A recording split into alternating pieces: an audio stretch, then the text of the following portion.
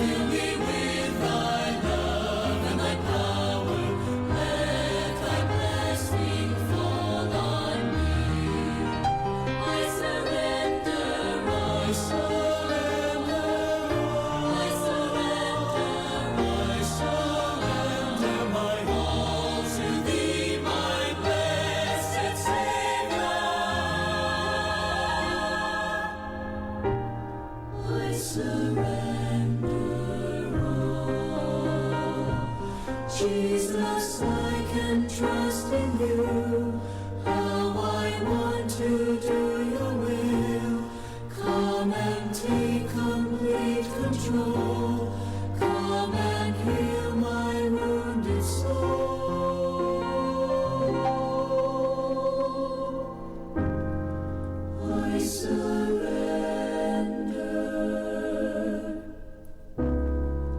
I surrender.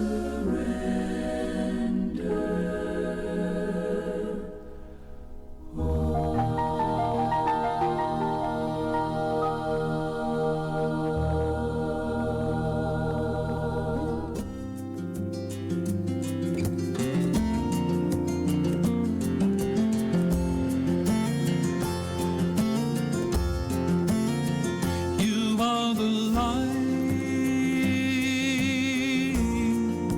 shown to all the world. You are the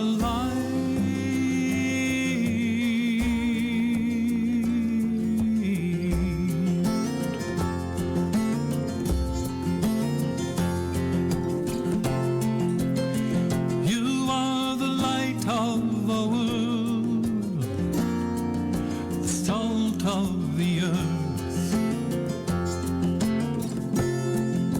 Shine your light in darkness and preserve all the world. Do not think that I abolish prophets or the law.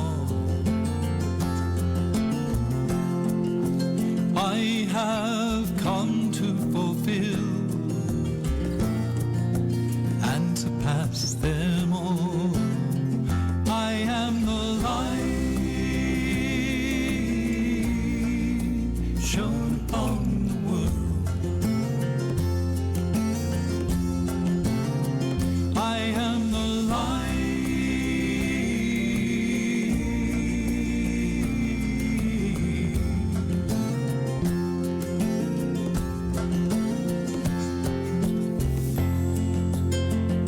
and you have heard it said, you shall not murder or kill. But if you carry anger in your heart, the blood of violence will spill. And you have heard it said, eye for the eye and the tooth for the tooth. But I say, turn the other cheek, and to your enemies do good. You are the light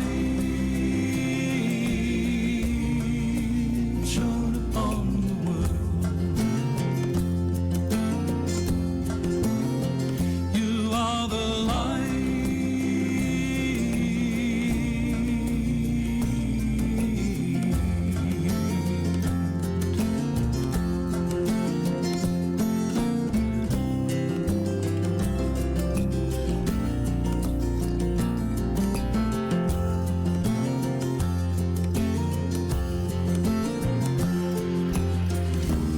are the teachings of Christ. These are the teaching of Jesus. This is the truth and the life, and we must follow His way.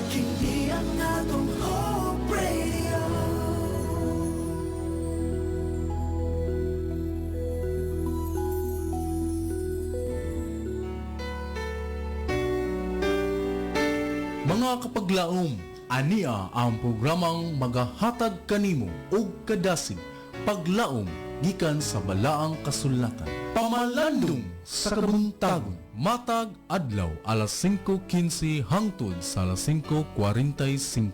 Dinhi lamang sa imong Hope Radio. Ug karon, ania ang imong kapaglaom.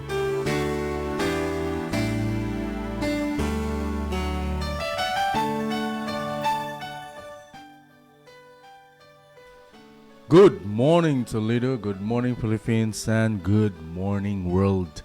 Mayong buntag kapag laong, no? Praise God again sa lain nga opportunity nga gihatag niya kanato.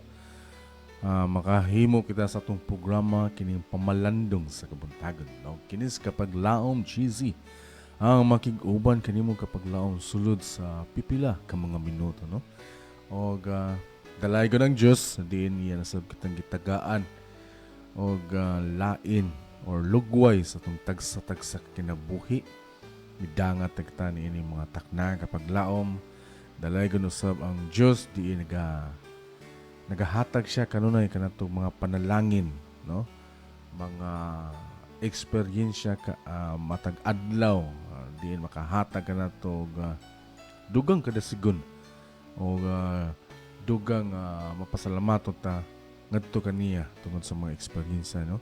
It could be sakit or it could be lipay ta ay nga na og pasalamat sa Dios sa iyang mga gitugot nga mga pagsuway sa tong tagsa-tagsa kinabuhi kapag lamang nga naman again diha na sa kita mama ligon, no, di ba?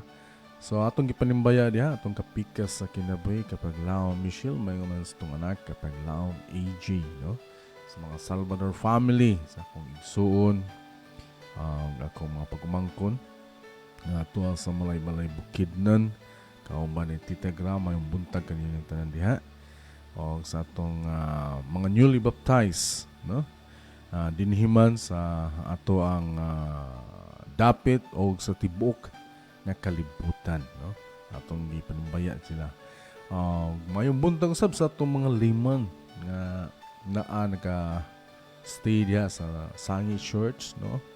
Aron sa paghimo sa pag-andam sa mga katawan sa atong umaabot usab nga mga wali, okay? Ubay-ubay atong mga wali ro mga panahon na kapag laom, no? Umaabot. O again, mayong buntag sa atong tanan ng mga kaigsuunan diha sa Sangi Toledo sa church, no? O sa atong mga kasilinganan, no? Okay. Ang atong uluhan karon kapag laom mo ang hulad sa langit, no? Hulad means replica or sumbanan. Ang atong teksto makita sa Hebrehanan Kapitulo 8, versikulo 5, din hinaginguntan, awa baya nga ang tanan pagahimuon mo nga mahisubay sa sumbanan nga gipakita kanimo didto sa bukid, no? Mao ni gisulti sa Ginoo ngadto ni Moises, and somehow somewhat kini atong topiko karon mura siya og continuation po sa the other ning labay nga Lunes, no? Okay. So before ta mo padayon nga sa unahan kapag laom atong hangyon ang balaan nga espiritu nga makiguban ka nato, mag-ampo ta. Mahigugmaon og maluluyon nga Dios nga ikaw ana sa imong trono. Ining takna na sa tanan nagapasalamat kami sa imong dakong gugma nga gihatag sa matag usa ka namo pinaagi sa paglugway sa mga tagsa-tagsa ka kinabuhi. Midangat kami ni mga taknaan ni adlaw o ginawa po Diyos ikaw sa gano'n ay mag-giya sa matag usa ka namo. Samtang kami magatuon sa pulong Ginoo, kami nagahangyo nga ikaw makiga-uban ka namo kay mo balaang manununda, mga butandog sa mga tagsa-tagsa ka mga kasing-kasing sa labutan aron sa ingon amo kining magamit, may tisok sa mong tagsa-tagsa kasing-kasing mahimong nga gabayan samtang kami magapadayon sa pagkinabuhi ning gubot kayo nga kalibutan. Tabangan kami o Diyos nga makahimog kami sa pagbarog sa matag karunong unya nga mga pagsuway sa tamang tagsa-tagsa kinabuhi. O gamo kinigitugyan, isalig diya kanimo ang tanan, maingon man ang kapasayloan sa mga tagsa-tagsa kasaypanan, kami nagampo tungod lamang sa mahal o ngalan Ginoong Hesus Kristo. Amen. O sa dili pa kita mo padayon kapag laom ato kini sang paminawan kining usa ka malaumon kay nga alawiton.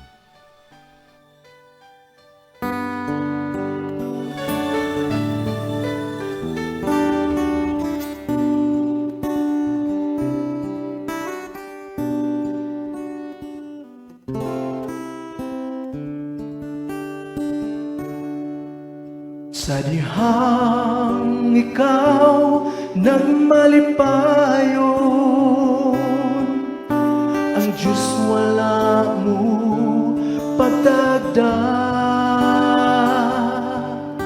Apan sa dihang ikaw nagmaluyahon, ang Diyos kanimo nagpangga. Hinumdumi nga si Kristo, kanimo miagak sa mga kasakit, naimo karon na ako.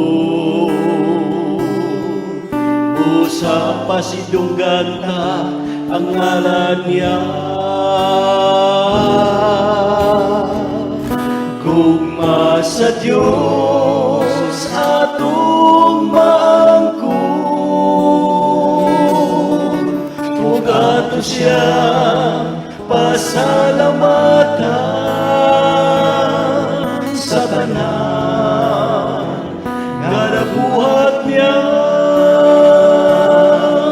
Gugma sa Diyos atong maangkon.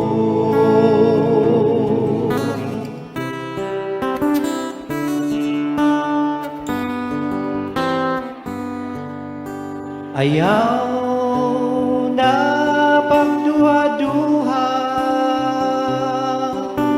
ang Diyos kanimo mutabang, pagkatami saligan ang ngalan mo. O Diyos kanimo ako musali. Hinumdumi nga si Kristo, kanimo miagak sa mga kasakit, naimo karon na ako. Usa pasidunggan ta ang ngalan niya. Gugma sa Diyos atong maangkon, ug ato siya pasalamatan sa tanan nga nabuhat niya. Gugma sa Diyos atong maangkon, gugma sa Diyos atong maangkon, ug ato siya pasalamatan sa tanan nga nabuhat niya. Gugma sa Diyos atong maangkon, gugma sa Diyos atong maangkon.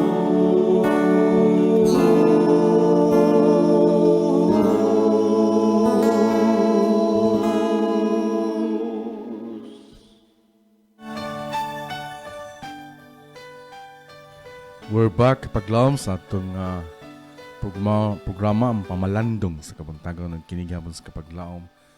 GC ang makig-uban kanimo. Salamat kayo sa mao nga alaw ito, no? Ang gugma sa Dios atong maangkon. Doon na ba kitay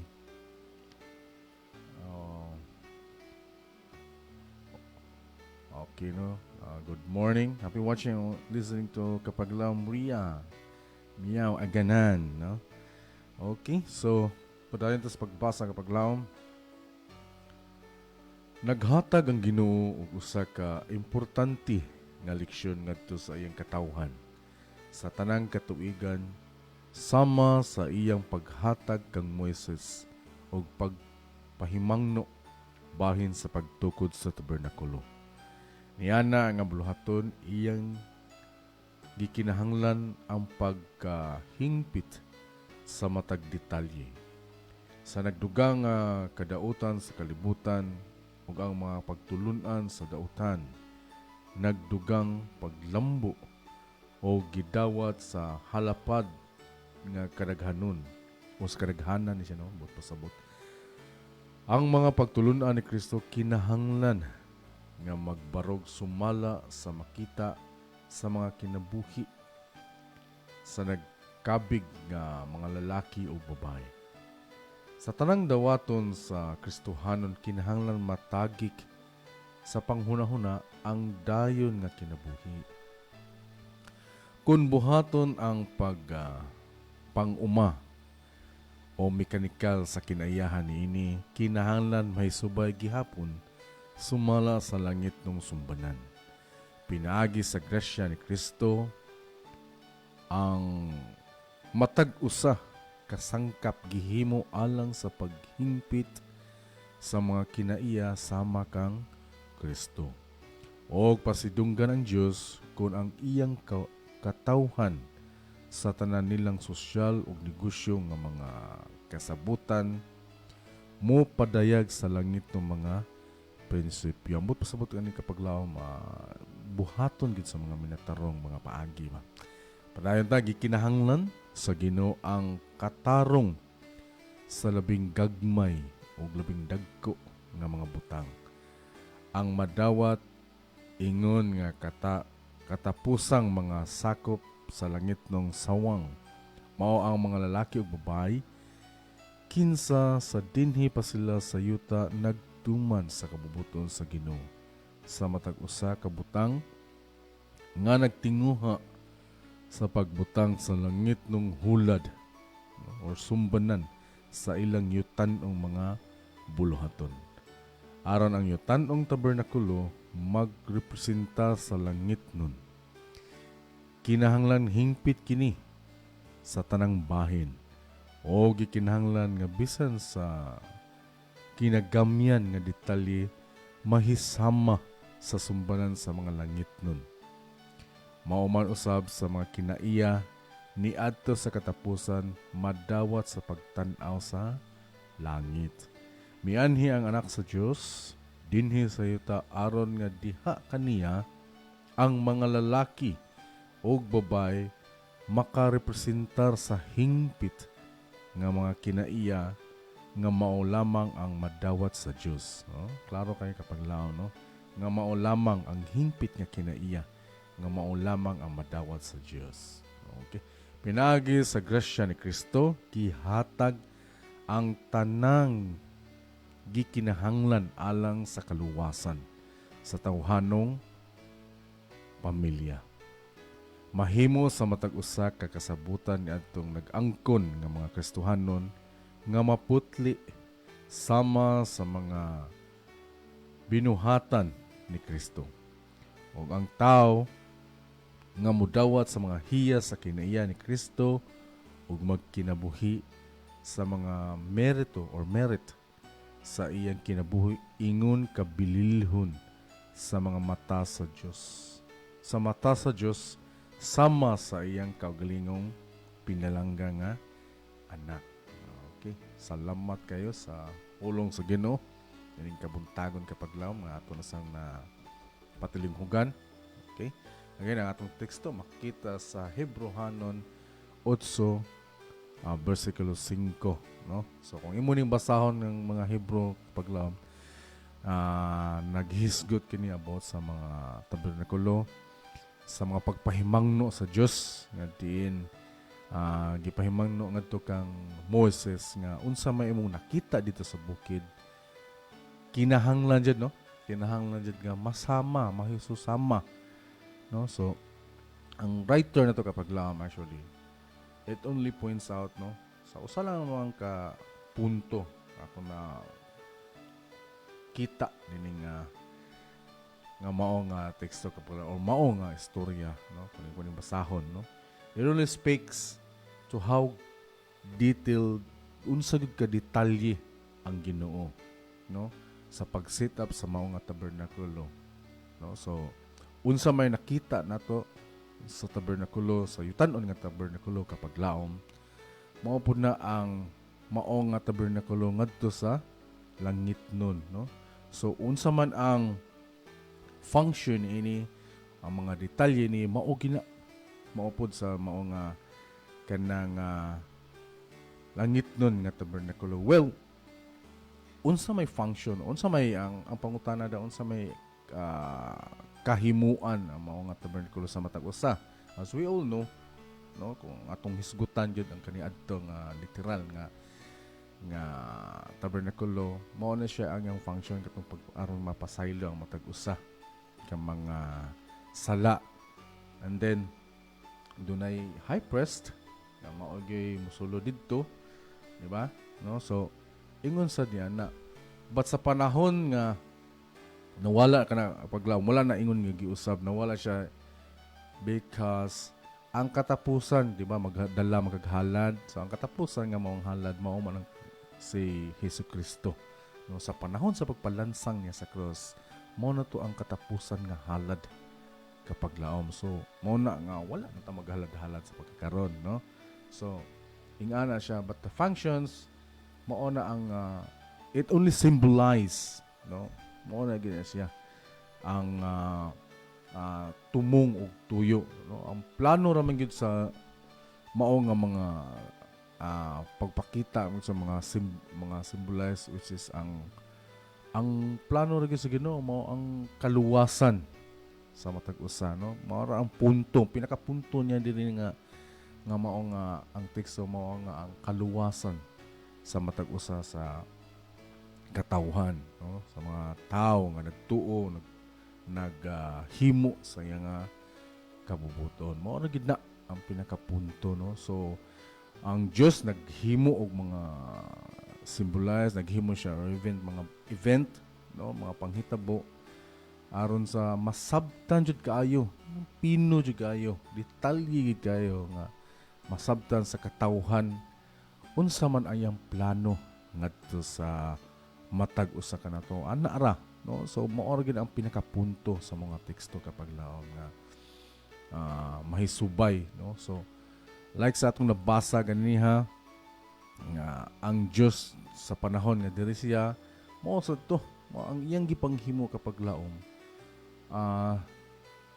Gusto mo sa to'y mahimo niya ang masunod sa mga katawhan, di ba?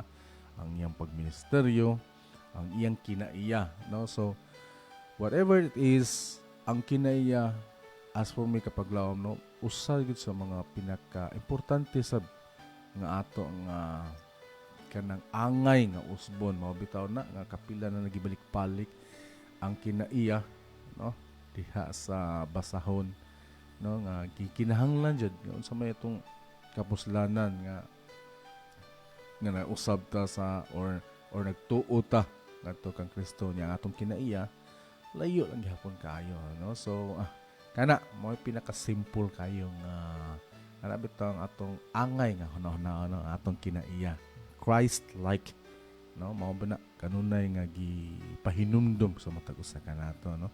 So again, ang atong punto dining kabuntagon kapag law mo ang kinaiya mao ang mga simbolo lamang unsa man itong nakita, but ang pinakapunto is ang gugma or ang iyahang kaluwasan nga masabtan gyud sa matag usa kanato, no?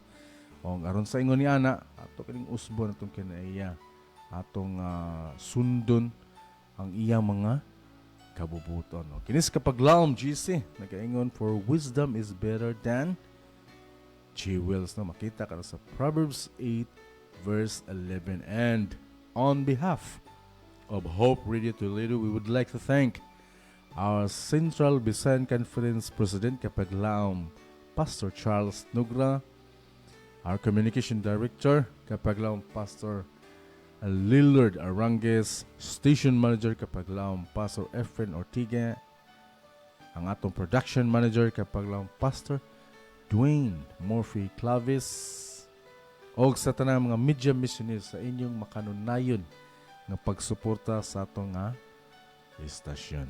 Okay, mag-ampot Salamat Ginoo sa imong dakong gugma. Salamat o Diyos sa imong pagpasantop sa matag usa kanamo mahitungod sa kaluwasan sa matag usa kanamo nga kalibutan. Salamat Ginoo sa imong dakong gugma. Bisan pa man sa imong pagkamasalaypon, imo kami gihatagan o dako kayo nga paglaom mahitungod sa kaluwasan. Ang imong plano, Diyos, nga maluwas ang tanan. But then again, kadturang sunod sa imong kabuton mo, mamahimo ni mong mga inanak. Kung nag-aampo kami Ginoo, samtang kami nagkinabuhi ng kalibutan na, imo kaming agakon, imo kaming gabayan, imo kaming tabangan sa matag karon ug unya. Dili kami may tumpawak, dili kami masamod, dili labas na dili kami mahimulag dahil sa mga tiilan. Hinaot pa itong hamubo kaya nga mga paghisgot mahitungod sa kaluwasan, mahitungod sa mga kong gugma, ang mga hulad sa langit Ginoo nga mong gipakita dinhi sa matag usa sa puyo sa kalibutan. Mahimo na mo nga dako kayo nga giya aron mahimo kaming sulundon sa langit nun nga puloy-anan o mahimo kaming suga sa matag usab na mo ka mga katawhan. O Diyos, kalimti among mga kasaypanan sa mga tubangan. Hinluoy kami Ginoo, may nga kasing-kasing kuna-kuna. Aron sa iyong takos kami, ang budawat, ang mga grasya, mga panalangin, labaw tanan, yan ang kaluwasan nga sa kanunay na mong gitugyan, kanunay na mong gihatag sa matag usa ka namo. Kamu kining giampo, kilaw man ang madawat, mayngon man ang mga kasaypanan, mayngon man ang kapasayloan sa mga kasaypanan. Tungod lamang sa gahom ngalan ng Ginoong Hesus. Amen. Ug samtang kami magapadayon sa pagsibiya sa mensahe sa paglaom nga si Jesucristo mubalik.